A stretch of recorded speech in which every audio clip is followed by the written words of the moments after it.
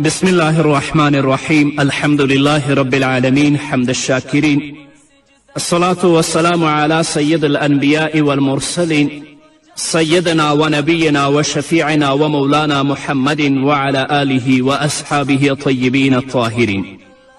قدرمنو اوریدونکو د ژوند د لارې د خپرونې مینوالو السلام علیکم ورحمت الله وبرکاته. ستاسو روغتیا او خوشحالي د پاک رب نه غواړم په دې هیله چې د صحت او عافیت جامې پر تن ولرئ او خوشحالي مو په برخه وي. دا دی زه محمد یاسین فهیم د ژوند د لارې د خپرونې په وړاندې کولو کې ستاسو په خدمت کې یم. زموږ د نن ورځې د خپرونې موضوع بیا هم جنتي صحابه او صحابیات. حضرت عبدالله بن رواحه رضی الله تعالی عنه یو هم د هغو مبارکو اصحابو له جملې څخه دی چې نبی کریم صلی الله علیه وسلم په خپل مبارک ژوند کې هغوی ته د جنت زیری ورکړی دی. کله چې هغه په غزوه موته کې په شهادت رسیږي نو نبی کریم صلی الله علیه وسلم فرمایي زید، جعفر او عبدالله بن رواحه په جنت کې د سرو زرو پر تختونو ناست ول. عبدالله بن رواحه رضی الله تعالی عنه په بیعت عقبه کې شو او د بنو الحارث مشر ټاکل شوی و. په بدر، احد، خندق، حدیبیه، خیبر او عمرة القضا کې له محمد رسول الله صلی الله علیه وسلم سره ګډون کړی. یو ځل عبدالله بن رواحه رضی الله تعالی عنه په داسې حال کې جومات ته را روان و چې نبی کریم صلی الله علیه وسلم خطبه اوروله. نو نبی کریم صلی الله علیه وسلم وفرمایل اجلسو، یعنی کینی. عبدالله ابن رواحه چې دا خبره د نبی کریم صلی الله علیه وسلم د خورې نه اوري نو د جومات نه بهر کینی. کله چې محمد رسول الله صلی الله علیه وسلم له خطبې نه فارغ شه او دا خبره ورسېده نو وی فرمایل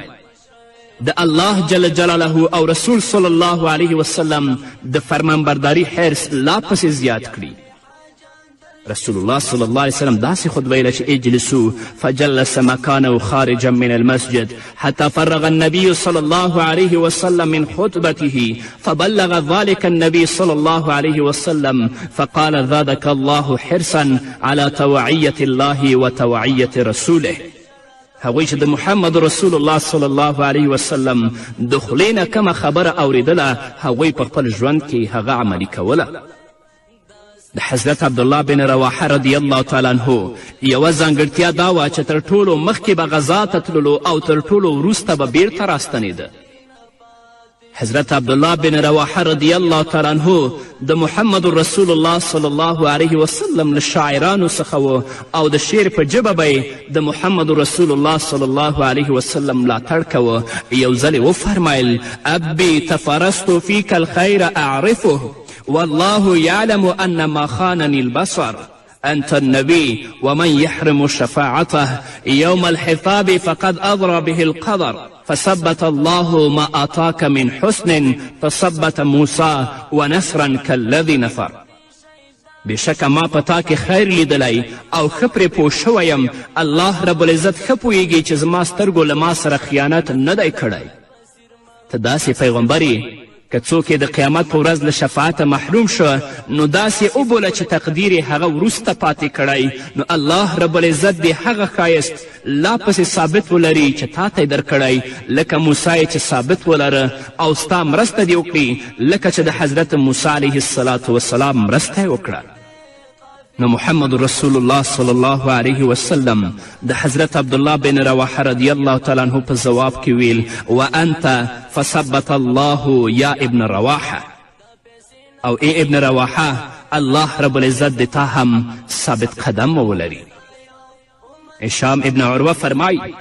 چې په رښتیا هم چې الله رب العزت ابن رواحه رضی الله تعالی عنه ته ثابت قدمی په نصیب کړې وه هغه شهید شو، د جنت دروازې ورته پرانستل شوې او جنت ته ورننوت. حضرت ابو دردا رضی الله تعالی عنه فرمایي زه الله ته له دې خبرې نه پناه وروړم چې زه دې کومه ورځ عبدالله بن رواحه یاد نه کړم.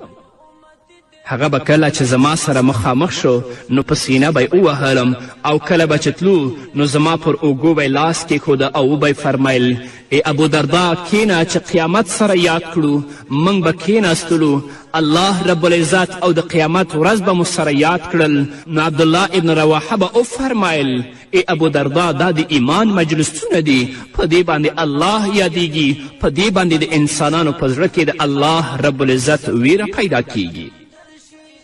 خو عبدالله ابن رواحه رضی الله تعالی عنه اوس د محمد رسول الله صلی الله علیه وسلم په امر د موتې غذا ته روانیږي کله چې د مسلمانانو 3000 کسیز لښکر تیار او د هغوی د روانېدو وخت شه نو خلکو د محمد رسول الله صلی الله علیه وسلم له لورې له ټاکل شوو جنگي قمندانانو سره خدای پاماني وکړه په دې وخت کې عبدالله بن رواحه رضی الله تعالی عنه په ژړا شو چا ترې وپوښتل ای عبدالله ابن رواحه ولې ژاړې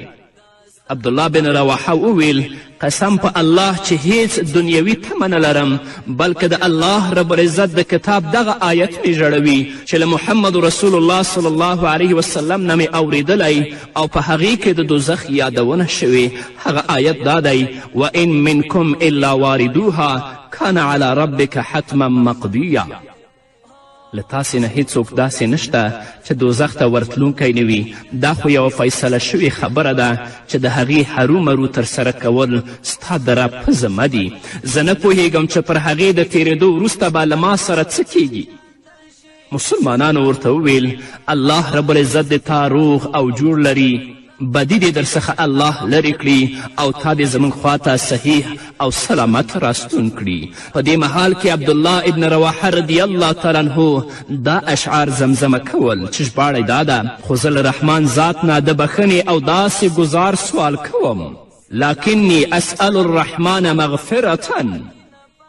زه خو له رحمان ذات نه د بخښنې او داسې ګزار سوال کوم چې وینه ورسره دارې وکړي او یا دا چې حران زما له لاسه په داسې نیزه ولګیږي چې زر تر زره وژونکی وي داسې نیزه چې کلمې او زیګر څیرې کوي تر دې چې هغوی زما په قبر تیر شي او سره ووایي سبحان دا څومره زړور او هدایت موندونکی و د مسلمانانو لښکر روان شو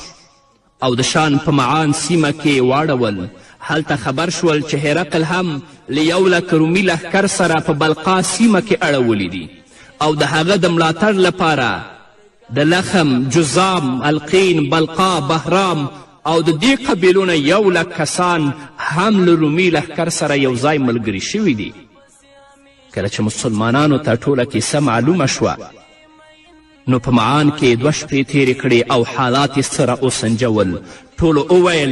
رسول الله صلی الله علیه وسلم ته به لیک ولیږو او د دښمن د شمیر په اړه به ورته معلومات ورکړو نو یا به زموږ د مرستې لپاره بل لښکر راولیږي او یا به بل حکم راته وکړي نو عبدالله بن رواحه رضی الله تعالی عنه د لښکر حوصله لوړه کړه او وی فرمایل یا قوم والله إن التي تكرهون التي خرجتم تطلبون الشهادة وما نقاتل الناس بعدد ولا قوة ولا كثرة ما نقاتلهم إلا بهذا الدين الذي أكرمنا الله به فانطلقوا فإنما هي إحدى الحسنيين إما ظهور وإما شهادة فما الظنات بعد ما قالوا والله قد صدق ابن رواحة ای خلکو قسم په الله چې تاسې په شهادت پسې راوتلي یاست او اوس یې ناخوښ ګڼئ موږ له خلکو سره د شمیر قوت او ډیروالي په اساس نه جنګیږو بلکې د هغه دین د قوت په اساس ورسره جنګیږو چې الله رب العزت پرې عزتمن کړي یو نو مخکې درومئ یا به الله بریا در په برخه کړي او یا به مو په شهادت سره سرلوړي کړي د دې خبرې په اورېدو سره خلک روان شول او ویل قسم په الله ابن رواحه رښتیا وویل نو اوس دې هم مجاهدین چې د کفارو او د مرتدینو په مقابل کې جنګیږي هغوی دې دا ووایي چې موږ د شهادت لپاره راوتلي یاستو چا سره د شمیر د قوت او ډیروالي په اساس نه جنګیږو بلکې د هغه دین د قوت په اساس ورسره جنګیږو چې الله رب العزت پرې عزتمن کړي یاستو ابن اسحاق له عبدالله بن زبیر رضی الله تعالی عنهما نه او هغه له خپل رضاعي پلار عباد څخه روایت کوي چې وی فرمایي کله چې جعفر شهید شو نو عبدالله بن رواحه د مسلمانانو بیرغ پورته که دا مهال پر خپل اس سپور و کله چې له اس نه د راښکته کېدو اراده وکړه نو لږ غوندې زړه نازړه شو په همدې وخت کې دا اشعار زمزمه کول چې د هغې ژباړه دا ده ای نفسه ما قسم کړی چې ته به هرو مرو راکوزیږې اقسمتو یا نفسی لتنزلنه هو راکوزیږې به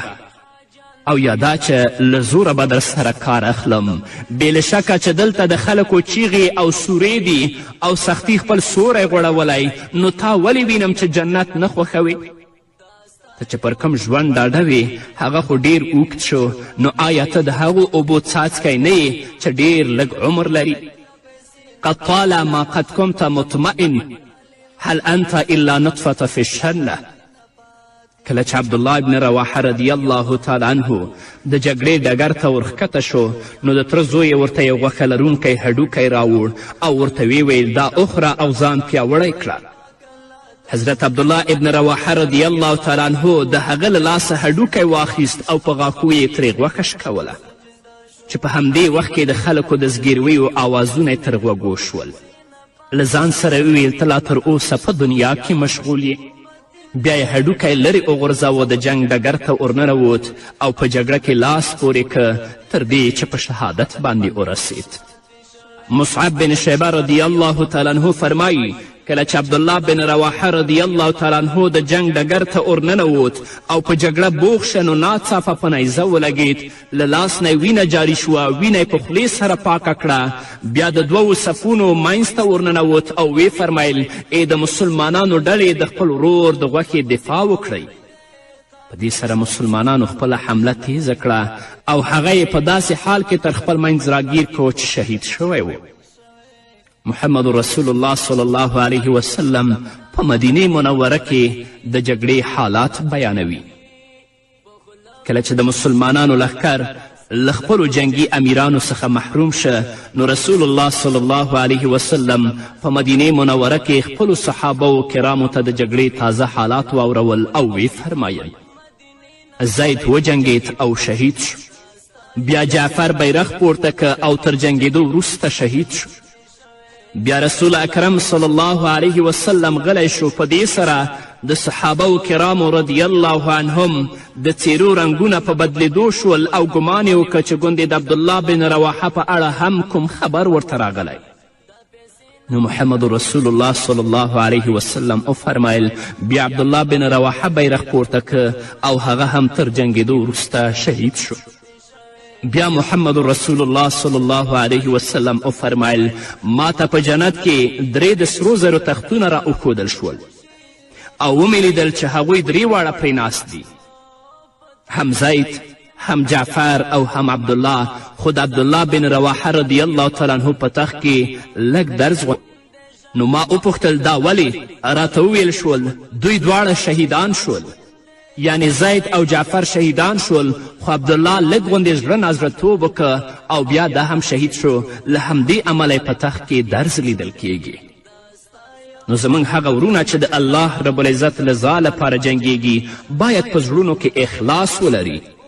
او ډیر په میړانې سره او ډیر په غیرت سره ډیر په دلاوري سره د دښمن صفونه تیت کړي او د مظلومو مسلمانانو دفاع وکړي او د مظلومو مسلمانانو انتقام د هغه مجاهدین د دغو کفارو او د دغو ظالمانو نه واخلي الله رب العزت د عبدالله بن رواحه او د ټولو هغو مسلمانانو چې د الله په لاره کې شهیدان شوي شهادت قبول کړي او الله رب العزت دې جنتونه ورته نصیب کړي په همدې هیله قدرمنو اوریدونکو نور به هم واورو خو د یوې دمې نه وروسته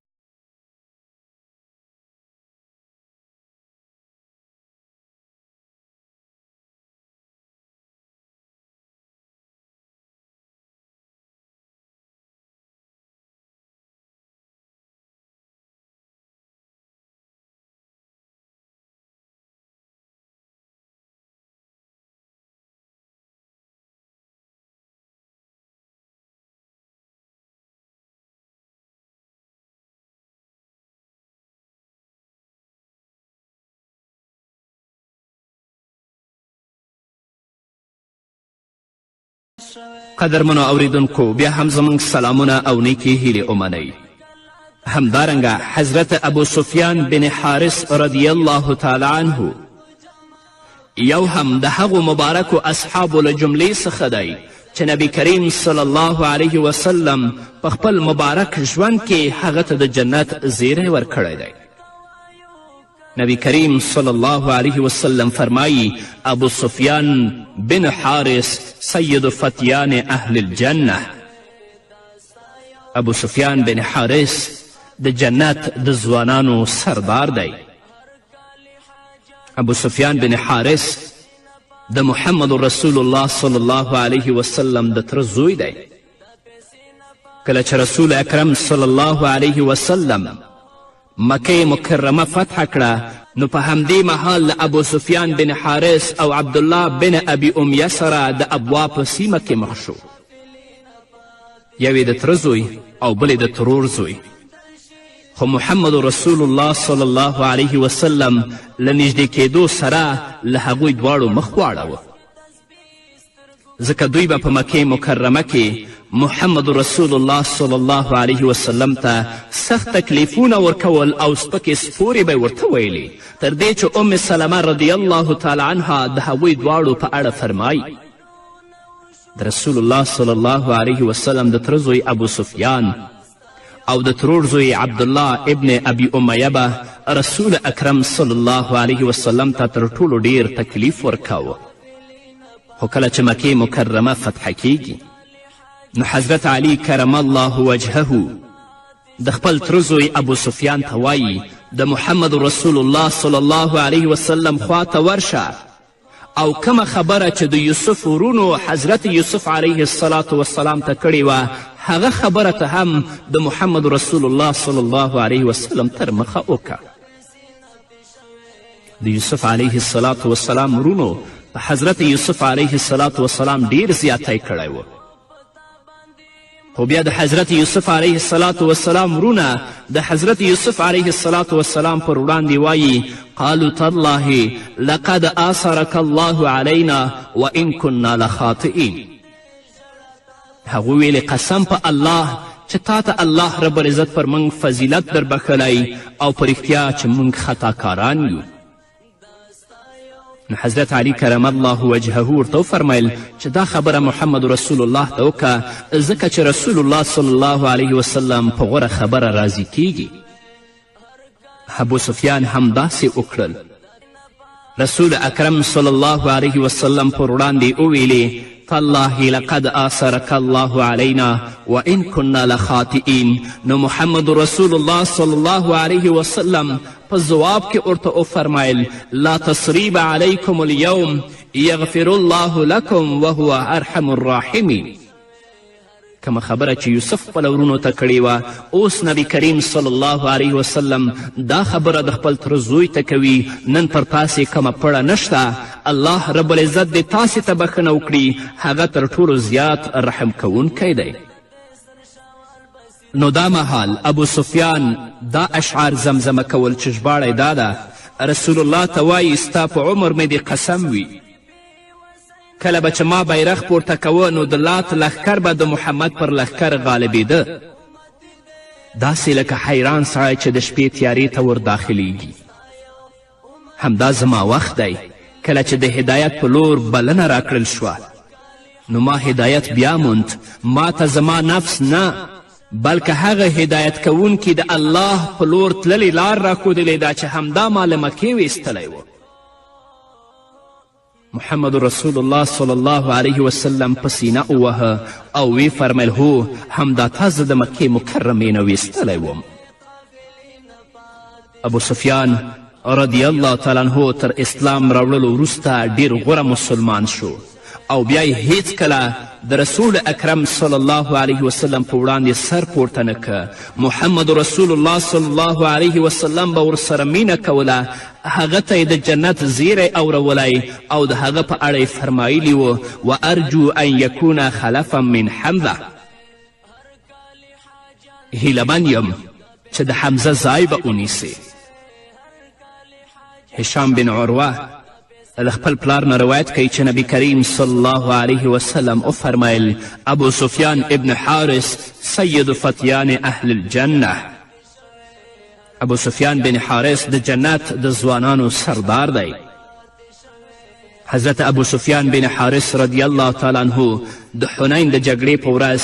د هغو صحابه کرامو له ډلې څخه و چې په سخت حالت کې له ثابت قدمي او د رسول الله صلی الله علیه وسلم څنګ ته پاتې شول. هغه له اهل بیتو څخه دی. کله چې د مرګ وخت رانږدې شو نو ویې فرمیل پر ما مه ژاړئ، قسم په الله له کومه وخته چې مسلمان شوی یم بیا مې هیڅکله له خولې نه بده خبره نه ده راوتلې. تاسو ګورئ د اسلام د مقدس دین برکت او عزت ته. مخکې د دې چې ابو سفیان بن حارس د اسلام په مقدس دین باندې مشرف شي، محمد رسول الله صلی الله علیه وسلم ته تکلیفونه ورکوي او محمد رسول الله صلی الله علیه وسلم د مکې مکرمې نه وباسي او هغه ته سپکې سپورې وایي. خو عزت په اسلام کې دی. کله چې هغه د اسلام په مقدس دین باندې مشرفیږي، د الله رب العزت په اوامرو او د الله رب العزت په احکامو باندې عمل کوي، د هغه په زړه کې د محمد رسول الله صلی الله علیه وسلم مینه پیدا کیږي، نو محمد رسول الله صلی الله علیه وسلم هغه ته د هغه په ژوند کې د جنت زیری ورکوي او چې کله وفات کیږي دا وایي چې پر ما باندې مه جاړئ تر څو چې زه مسلمان شوی یم، زما د خولې نه بده خبره هم نه ده وتلې. نو قدرمنو اوریدونکو، موږ او تاسو خو تر وخته مسلمانان یاستو. راشئ په خپلو عملونو باندې یو وارې بیا کتنه وکړئ چې زموږ عملونه څومره د الله رب العزت د دین سره توافق لري او څومره د الله د دین نه خلاف دي. زموږ اخلاق آیا اسلامي اخلاق دي که نه؟ زموږ وینا اسلامي وینا ده که نه؟ زموږ جامې خویندو ورونو او دواړو ته وایم آیا هغه جامې دي چې الله او د الله رسول یو مسلمان ورور او خور ته بیانوي او که د هغو خلاف دي؟ په آخرت کې الله ته کوم عذر نه لرو. الله رب العزت رانه پوښتنه کوي راشئ د دې جنتي او د دې درنو صحابه و کرامو سیرتونه واورئ او په خپل ژوند کې د دې نه ګټه پورته کړئ تر څو چې الله رب العزت عزت د دنیا او د آخرت زموږ په برخه کړي. په همدې هیله قدرمنو اوریدونکو، دا وه زموږ د نن ورځې خپرونه چې ستاسو درانه حضور ته وړاندې شوه. تر بلې خپرونې پورې چې زه بیا هم ستاسو درانه حضور ته راځم، تاسو ټول په پاک رب سپارم. پاتې ژوندم نیکمرغه، ښاد، بریالي او کامیاب اوسئ. پتا باندې مین دې ژړا تا پسې همیش کړې، بې حده ډېر مجبور دی د صبحې نه پاتې شوی، دا ستا یو امت دی قافلې نه پاتې شوی، دا ستا یو امت دی قافلې نه پاتې شوی.